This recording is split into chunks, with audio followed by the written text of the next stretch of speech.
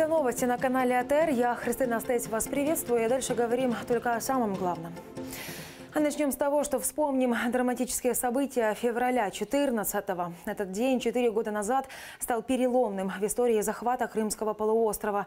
Именно в ночь на 27 февраля в 4:30 утра в Совет министров и Верховную Раду Крыма в Симферополе ворвались вооруженные люди в военной форме, касках и бронежилетах.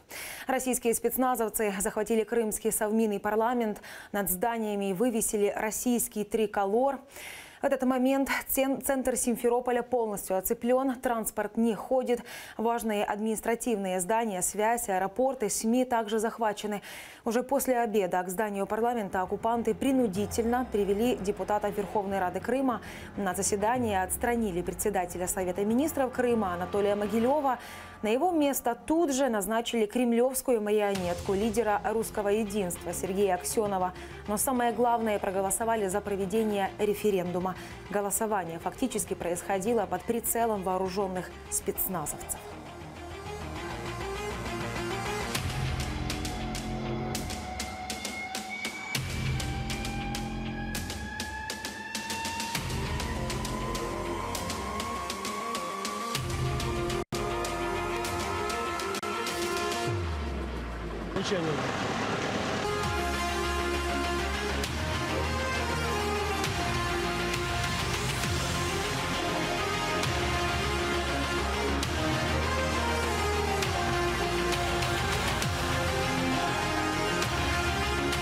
Здания Верховного Совета Крыма и Совмина Крыма были захвачены неизвестно.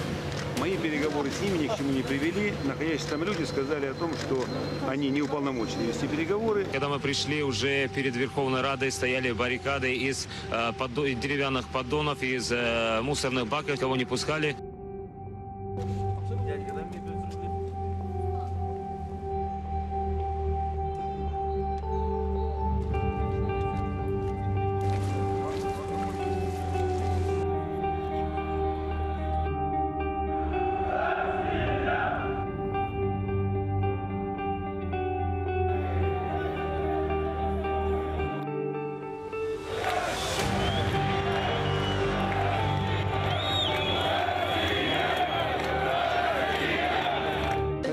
Ходят так же, как обычно, как всегда ходили. Верховный Совет Крыма прошли члены Президиума Верховного Совета Крыма для обсуждения ситуации. Все те, кто туда пойдет, они не просто идут на сговор с террористами, они добровольно принимают решения для того, чтобы принимать решения под дулом автоматов.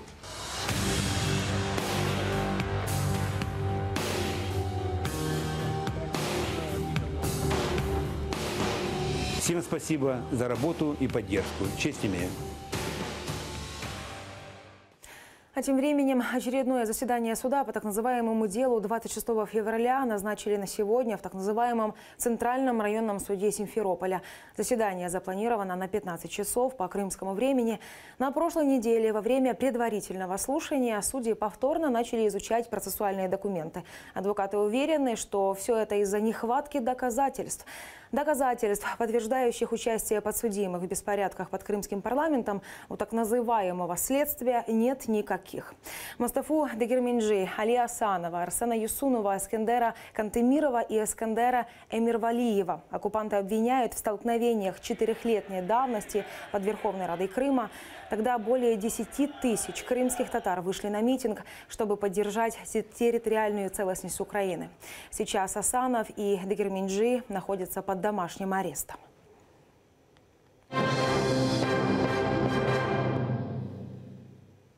Взрывы, слезоточивый газ, пострадавшие. В центре Киева снова неспокойно. Под стенами парламента подрались митингующие с правоохранителями. Подробностей пока немного. Известно, что активисты хотели поджечь шины под стенами парламента. Правоохранители попытались помешать этому. В результате произошли столкновения. Митингующие бросили несколько взрывных пакетов в сторону правоохранителей. Известно, что полиция задержала по меньшей мере 4 участников митинга. С обеих сторон есть пострадавшие, и сейчас столкновения прекратились.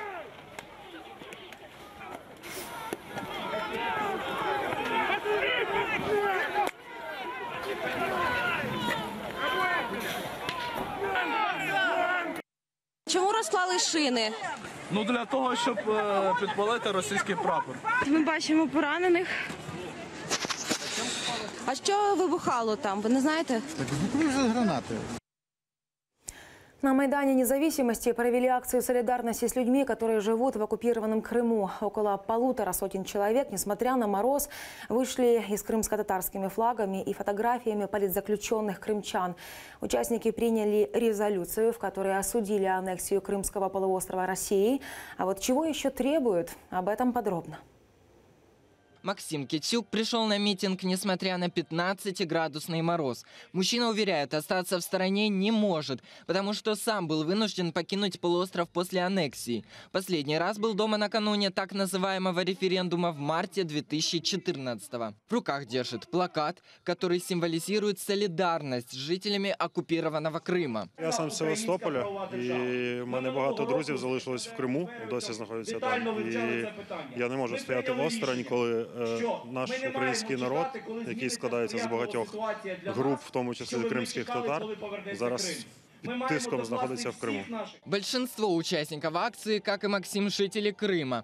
Они были вынуждены переехать в Киев из-за аннексии.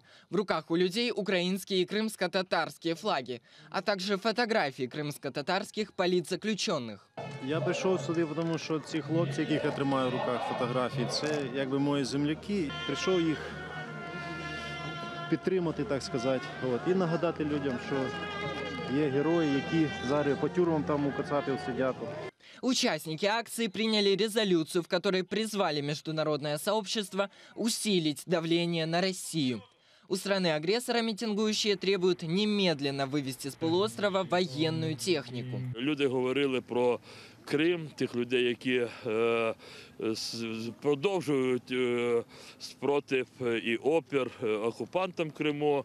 Люди говорили про повернення. Ніхто не вибачить Росії захоплення Криму. Більш того, ніхто не зупиниться, поки Крим не буде повернуто. Всех политзаключенных, которых незаконно осудили оккупационные суды, организаторы вспомнили со сцены поименно. Виктор Пономарев, Никита Проскурин, Даниил Карп, Заман, АТР. И акцию в поддержку крымских татар накануне провели и в российской столице. Несколько активистов вышли на центральные улицы Москвы. В руках держали плакаты, в которых осуждали запрет Меджлиса, войну в Украине, которую начал Путин, оккупацию полуострова, преследование крымских татар по религиозному признаку. Активисты также призвали освободить политзаключенных и предоставить крымским татарам статус коренного народа полуострова. Начало оккупации Крыма путинскими войсками.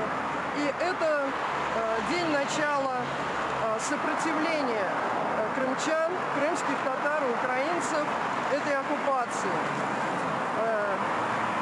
В этот же день появились первые узники 26 февраля, Чийгоз, Асанов, Дегерменджи. Ахтем Чийгоз сейчас уже на свободе, и мы верим, что скоро и остальные политвязни будут на свободе благодаря санкциям, благодаря какому-то нашему общему участию.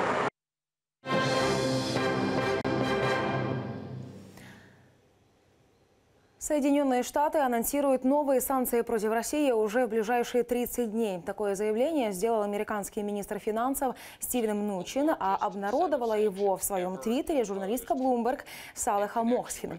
По ее словам, чиновник в интервью заверил, что Вашингтон применяет все существующие санкции против Кремля и в течение месяца ведет новые. Тем временем Евросоюз до сих пор не определился, продлевать дипломатические санкции против России или нет. Этот вопрос накануне должны были рассматривать на совместной встрече в Брюсселе министры иностранных дел краин-членов ЕС. Однако в конце концов решили перенести рассмотрение вопроса на 12 марта. Госдеп США требует от российской власти немедленно наказать виновных в смерти Бориса Немцова. Того же сегодня требовали и российские оппозиционеры.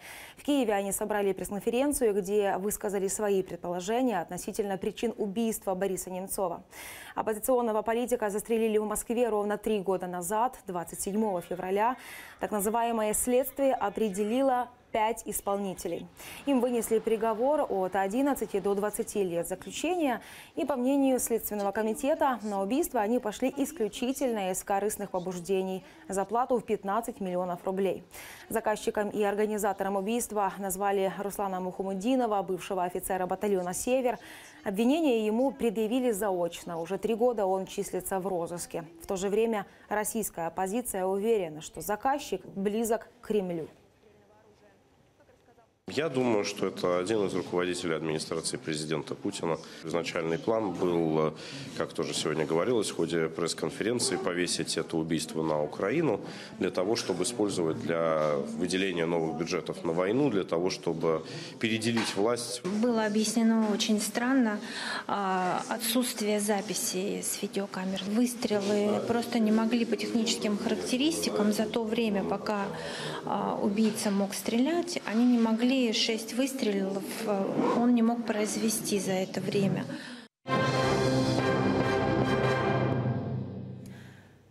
Крымские караимы недовольны реставрацией Кенасы в Симферополе. Все работы оккупантов они считают халтурными. Больше всего вопросов караимских активистов вызывает обновленный фасад молитвенного дома. С его фронтона исчезла 6-конечная звезда. Не восстановили горе-реставраторы и куполов, зато в Кенасе появились цветные витражи, которых никогда в ней не было. Так же, как и современные двери, которые установили вместо старинных деревянных. Кенаса в Симферополе была построена в конце 19 века, а уже в 30-х годах 20-го ее закрыли. И больше молитвенный дом не использовали по назначению. Аномальные морозы вслед за материковой Украиной надвигаются и на Крым. С сегодняшнего дня на полуострове прогнозируют резкое снижение температуры, мокрый снег, ветер, метели, гололед. Бедствия наделали мощные южные антициклоны. Порывы ветра, прогнозируют синоптики, будут достигать 25 метров в секунду, а температура иногда упадет до минус 15 градусов. В это время лучше воздержаться от поездок собственным автотранспортом, рекомендует в МЧС. В Севастополе снегопад уже привел к транспортному коллапсу. Спасатели рекомендуют держаться подальше от электроопор, больших деревьев, рекламных конструкций. Опасные погодные условия будут сохраняться в течение ближайших 2 дней. И тем временем Арабатскую стрелку отрезала от материка в ночь на 27 февраля из-за сильного ветра и шторма. Дорогу между Геническом и Стрелковым залило водой. Уровень воды на пути достигает метра. Транспортное сообщение парализовано. Одну из легковушек, которая попыталась пересечь водную преграду, смыло в Сиваш. Спасатели вытащили машину. Но пока просят водителей воздержаться от любых поездок в этом районе. Российские военные сломали акацию и снова опозорились на пороге Европы. В Калининградской области военные грузили на трал самоходную артиллерийскую установку, но немного не рассчитали. Одна из гусениц САУ «Акация» на платформы не попала, и гигантская машина перевернулась вверх тормашками.